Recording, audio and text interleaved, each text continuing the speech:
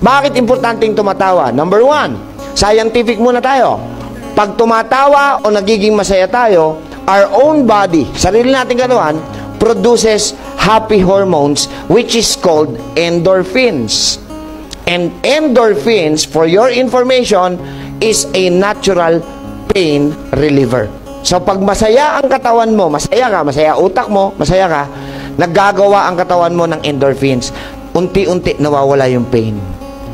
Kaya pag may masakit sa inyo, huwag kayong manonood ng drama. Naapektuhan kayo mentally and emotionally. Hindi nyo napansin nanonood kayo ng drama? Alam nyo ng artista yung gumaganap, nagagalit pa kayo sa kontrabida.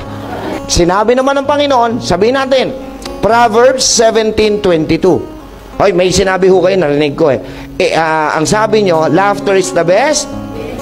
Sabi ng tao yon. Ang sabi ng Diyos, Proverbs 17:22. A merry heart, hindi laughter, a merry heart, ang masayahing puso, tama, ay mabisa pa kaysa gamot. Pero ang malungkuting puso at espiritu ay nakatutuyot hanggang buto. Hindi totoo yung laughter is the best medicine. A merry heart, masayahing puso. Alam nyo kung bakit pinabubulaanan ko yung laughter is the best medicine? Sa mental hospital, araw-araw tumatawa. Wala namang gumali.